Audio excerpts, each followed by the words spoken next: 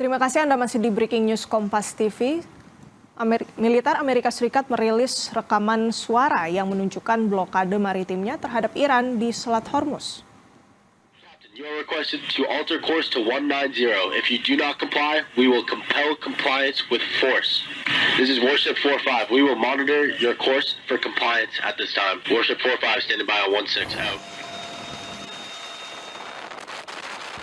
Dalam rekaman menampilkan transmisi radio dari seorang perwira militer AS yang memerintahkan sebuah kapal yang tidak disebutkan namanya untuk mengubah haluan dan mengancam akan melakukan kekerasan jika tak dipatuhi.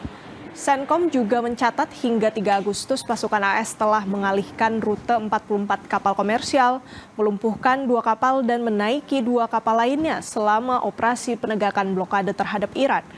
Blokade tersebut diberlakukan setelah Amerika Serikat melancarkan serangan terhadap target-target Iran. Pasukan Angkatan Laut AS telah meningkatkan patroli di Teluk dan perairan sekitarnya.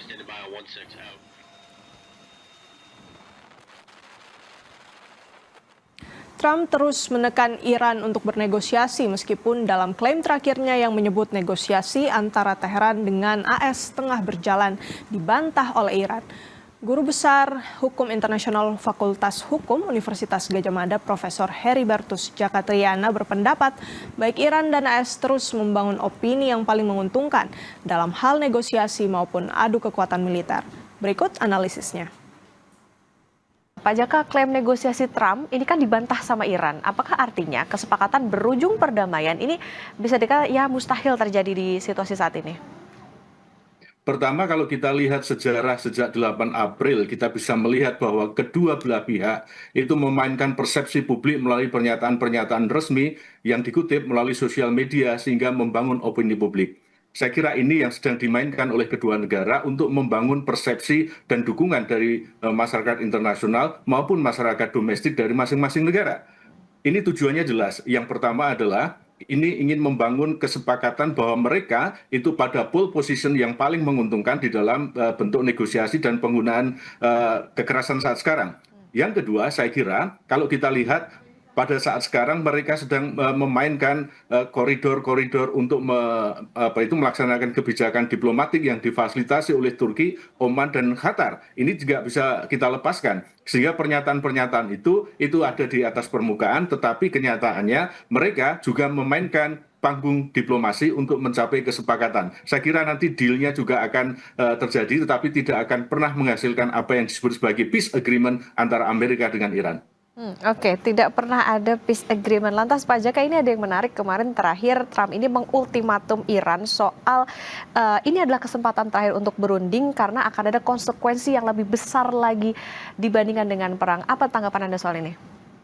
Saya kira apa yang disampaikan Trump itu selalu konsisten mulai kebijakan politik luar negerinya, yaitu apa? Eskalasi untuk mendeeskalasi sehingga mereka punya daya tekan, daya posisi di dalam perundingan yang melebih dari Iran. Sehingga saya kira ini adalah sebagai sebuah ancaman yang dinyatakan oleh Amerika untuk menekan secara politik, militer, dan ekonomi kepada Iran. Saya kira ini konsisten dilakukan oleh Trump untuk memperoleh apa itu yang disebut sebagai posisi yang paling baik sebelum mereka nanti ketemu di dalam meja perundingan, walaupun sifatnya itu adalah sangat taktis, sifatnya sangat pendek, tetapi gunanya adalah untuk menjeda supaya mereka bisa mengkalkulasi kekuatan ke depannya lagi.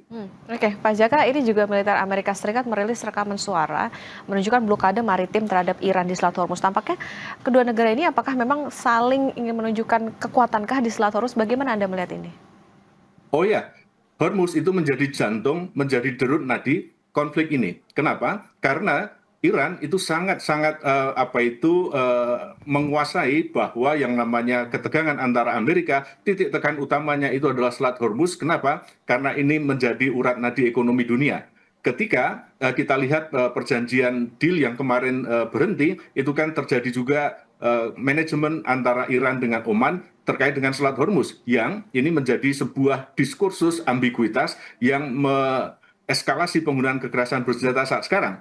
Sehingga kalau kita lihat ke depan, saya kira penggunaan Selat Hormuz akan tetap menjadi titik tekan di antara Amerika dengan Iran, sehingga sekali lagi Hormuz sekarang menjadi center of attention dalam penggunaan kekerasan bersenjata. Walaupun kalau kita lihat antara Amerika dengan Iran tetap menggunakan kekerasan bersenjata secara proporsional sehingga kepentingan militer itu masih tetap menjadi rambu-rambu. Kenapa? Karena mereka ingin duduk sama-sama untuk sedikit mengakhiri ketegangan di antara mereka dengan intensitas di Selat Hormuz sebagai satu bentuk titik tekan tawar-menawar di antara mereka. Oke, tapi Pak Jaka kalau melihat sekarang lagi adu kuat nih di Selat Hormuz, kalau tadi dikatakan demikian, lantas untuk mencapai titik atau ada optimisme nggak soal tadi pencapaian peace agreement atau paling tidak sama-sama saling menekan ego antar kedua belah pihak ini? Saya kira kalau sampai peace agreement, saya kok tidak yakin. Yang terjadi adalah adanya satu deal jangka pendek yang mereduksi keterkaitan sifatnya teknis taktis untuk kepentingan ekonomi, kepentingan militer jangka pendek. Intinya nuklir, Hormuz, sanksi ekonomi terhadap Iran itu pasti akan direaktualisasi dalam kesepakatan-kesepakatan jangka pendek di antara para pihak. Sehingga saat sekarang penggunaan kekerasan bersenjata yang terukur itu menjadi pilihan antara Amerika dengan Iran yang sama-sama ingin memperoleh satu jembatan terkait dengan 3 isu utama itu tadi. Siapa yang mundur duluan, siapa yang maju duluan, siapa yang berkedip duluan, itulah nanti yang akan memperoleh keuntungan maksimal di dalam ketegangan penggunaan kekerasan bersenjata ini. Saya kira Iran juga melaksanakan taktik yaitu tekan, tawar, dan juga lakukan diplomasi untuk mencapai titik temu di dalam penggunaan kekerasan bersenjata di antara mereka kedua ini. Oke, Pak Jaka kalau melihat saat ini situasinya apa sih Pak yang membuat ya lagi-lagi semakin alot begitu, meskipun ini di sisi lain Amerika Serikat selalu mengklaim bahwa terjadi negosiasi, terjadi mediasi dan lain sebagainya terhadap Iran. Yang pertama adalah terkait dengan ketidakpercayaan di antara kedua belah pihak. Sejak awal ini kan dibangun atas dasar ketidakpercayaan. Kalau kita lihat sejarah antara Amerika dengan Iran, ketika kita melihat pelaksanaan JCPOA 2015, 2018 Amerika keluar dari JCPOA, itu kan menjadi sebuah sinyal bahwa di antara kedua negara ada ketidakpercayaan. Satu. Lalu yang kedua, kalau kita lihat, terkait dengan penggunaan nuklir ini kan juga menjadi sebuah diskursus yang tidak selesai di level bilateral, di level multilateral. Pertimbangan terkait dengan hak kedaulatan negara penggunaan nuklir untuk damai, lalu batas pengayaan uranium sampai level 60% ini kan juga menjadi sebuah ambiguitas di dalam penggunaan kebijakan politik luar negeri masing-masing negara. Yang ketiga, saya kira saat sekarang proksi di antara masing-masing negara juga semakin menguat, di mana ini membebani sektor ekonomi, sektor suplai alutsista militer itu juga semakin berat bagi kedua negara. Sehingga dari sisi ekonomi ini juga sama-sama terjepit. Kalau kita lihat Iran sekarang dompetnya juga sudah kosong, Amerika sudah mengeluarkan sekitar 530 triliun, ya, sehingga beban ini saya kira semakin menjadi hal yang sangat menekan di antara kedua negara, sehingga endingnya nanti adalah terjadi satu kesepakatan less to less appraisal di antara kedua negara untuk menghentikan pertikaian ini sehingga bisa terjeda kembali. Oke, Pak Jaka tadi kalau misalnya dikatakan ada rasa ketidakpercayaan antar kedua belah pihak yang juga menarikkan soal bagaimana klaim adanya negosiasi tapi Trump ini tidak memberikan tenggat waktu. Apa yang bisa terjadi atau dampaknya apa karena tidak ada tenggat waktunya ini? Saya kira ini mengindikasikan bahwa Amerika siap untuk menggunakan opsi-opsi pertama militer, lalu yang kedua adalah tekanan internasional di level PBB misalnya, di level IAEA misalnya, dan juga di level regional. Saya kira opsi-opsi ini juga terkonfirmasi oleh CENTCOM ketika kemarin menyiarkan perencanaan terkait dengan opsi-opsi non-militer, karena mereka yakin bahwa opsi militer pasti akan ditanggapi Iran secara keras juga, sehingga alternatif-alternatif inilah yang sekarang sedang dilakukan kajian secara ekstensif, bahwa penggunaan tekanan Amerika kepada Iran dengan cara yang lain itu sedang dirancang, sedang digunakan sekali lagi untuk bisa membawa pada pole position yang paling baik untuk mencapai deals-nya. Oke, dengan adanya klaim tidak ada negosiasi dan sebagainya, apakah ini seperti apa? Iran menunjukkan bahwa posisinya lebih dari Amerika Serikat atau seperti apa, Pak Jaka? Saya kira itu pernyataan resmi, tetapi di belakang itu terjadi komunikasi-komunikasi bilateral diplomatik yang terjadi di antara Amerika dengan Iran.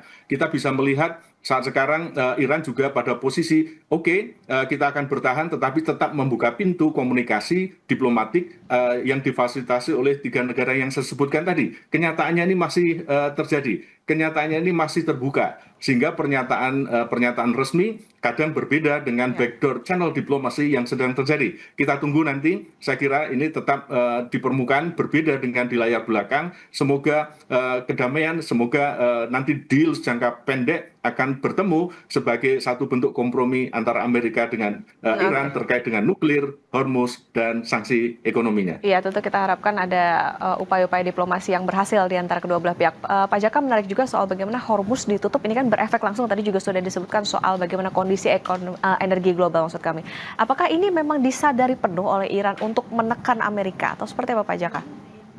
Pasti, ini adalah strategi militer Iran yang memang secara konsisten dilakukan. Kenapa? Karena mereka paham betul bahwa perang atau penggunaan kekerasan bersenjata saat sekarang, kalau Iran melawan dengan kecanggihan teknologi, alutsista mereka tidak akan mampu. Tapi mereka memiliki keuntungan geografis terkait dengan penggunaan Selat Hormuz, yang ini bisa menekan supply chain energi dunia, ekonomi, dan juga menekan secara global terkait dengan kepentingan non-politik Amerika di kawasan. Ini yang dimanfaatkan betul oleh Iran sehingga konfliknya bisa bertahan lama, sehingga reaching out dari kesepakatan itu selalu creeping ataupun merangkak sejalan sedikit demi sedikit, sehingga ini akan menjadi posisi yang lama karena memang Hormuz menjadi titik sentral di dalam pertikaian ini. Oke, ini saling punya kekuatan antar masing-masing negara. Tadi kalau satu dari segi alutsista maupun satu lagi dari segi punya kawasan yang dimana dikatakan Selat Hormuz. Nah, lantas saat perang AS Iran ini, Pak Jaka, ini kan juga tentunya merembet ke negara teluk lainnya di mana Arab Saudi dan Houthi Yaman ini juga ikut terlibat. Anda melihat apakah ini akan melibatkan semakin banyak negara lainnya karena itu tadi balik lagi soal bagaimana banyak kepentingan juga di dalam perang ini? Saya kira ya, bahwa redefinisi, reaktualisasi geopolitik kawasan itu semakin terlihat dalam eskalasi yang terjadi saat ini. Bagaimana saat sekarang Amerika mengembangkan latihan perang dengan Uni Emirat Arab dan juga Arab Saudi, ini menjadi sebuah tanda atau sinyal bahwa ketika konflik ini tidak akan selesai, ini akan menjadi bara yang akan lebih luas. Sinyal ini juga memberikan satu indikasi bahwa ketika kita melihat proksi-proksi di antara negara, misalnya Iran dengan Hizbullah di Lebanon, Houthi di Yaman dan lain sebagainya, ini juga mengirimkan sinyal bahwa ketika kepentingan politik di antara kedua belah pihak ini tidak selesai, maka mereka punya daya sumbu untuk menyulut ketegangan-ketegangan di kawasan yang pasti akan menjadi sebuah reaktualisasi dari kepentingan geopolitik kawasan. Yang kalau kita lihat unilateralisme Amerika saat sekarang menjadi ujung tanduk terkait dengan kekuasaannya. Bagaimana saat sekarang kondisi-kondisi ini menjadi sebuah pelajaran berharga buat kita terkait dengan hukum dan juga hubungan internasional ke depannya. Oke, Pak Jaka, sedikit juga kita mundur sedikit soal bagaimana dampak energi itu tadi, apa yang tentunya perlu diwaspadai termasuk juga kita di Indonesia soal bagaimana dampak energi yang dikhawatirkan terjadi karena adanya masih ada ketegangan antara Iran dan juga Amerika Serikat ini. Pertama, harus dilakukan yang namanya diversifikasi produsen, supplier terkait dengan ketahanan energi nasional Indonesia. Produsen-produsen minyak, gas yang ada di wilayah-wilayah non-teluk perlu dikomunikasikan. Saya kira 3 bulan yang lalu Presiden Prabowo pergi ke Rusia, pergi ke negara-negara lain, ini menjadi sebuah indikasi bahwa langkah untuk alternatif supplier energi itu terjadi. Lalu yang kedua, saya kira bagaimana sekarang kita bisa meredefinisikan kemampuan ketahanan energi nasional perlu dibangun terkait dengan ketahanan bagaimana cara untuk memproduksi minyak kita sehingga tidak tergantung dari ekspor. Saya kira pembangunan kilang lalu juga pemanfaatan alternatif energi itu juga perlu digalakkan. Lesson learned dari konflik yang terjadi di Iran adalah itu. Bagaimana kita harus siap untuk bisa melakukan diversifikasi dan juga pemanfaatan energi-energi alternatif di nasional negara kita. Karena apa? Perang di Iran dengan Amerika membawa dampak baik langsung maupun tidak langsung yang mau tidak mau harus kita antisipasi ke depannya. Walaupun dibantah Iran, Trump mengklaim negosiasi antara Teheran dengan AS tengah berjalan. Trump bahkan menegaskan Selat Hormuz akan dibuka secara menyeluruh dalam waktu dekat.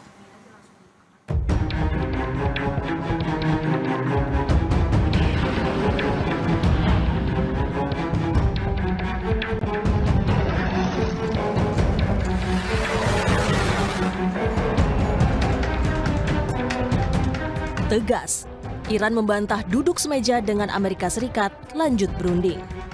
Sikap Iran bertolak belakang dengan klaim Presiden Amerika Serikat Donald Trump soal negosiasi dengan Iran masih berjalan. Bahkan Trump mengancam Iran meminta adanya kesepakatan atau menyerah. Trump bahkan menyebut Selat Hormuz berpeluang besar dibuka dalam bahasan negosiasi. Well, you'll find out today or tomorrow. I mean, they're going to go quickly, one way or the other. It's not very complex. We're talking about the strait, the opening of the strait, having it open literally by tomorrow, completely open. And that's phase one. And phase two is we then will talk about the nuclear. Penasehat militer pemimpin tertinggi Iran, Mohsen Rezai, menegaskan tidak ada negosiasi maupun kesepakatan damai baru dengan Amerika Serikat. Iran bahkan menyebut klaim Trump soal pembukaan total Selat Hormuz sebagai kebohongan publik.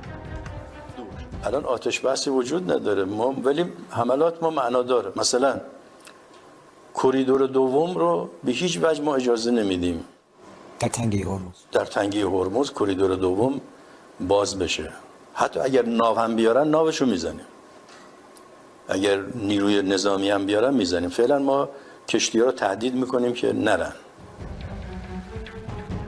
Teheran telah berulang kali menutup Selat Hormuz sejak Amerika Serikat dan Israel melancarkan serangan terhadap Iran pada bulan Februari.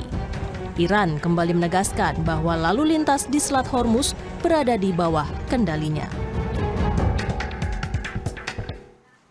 Jangan beranjak saudara, Kompas TV akan segera kembali usai jeda.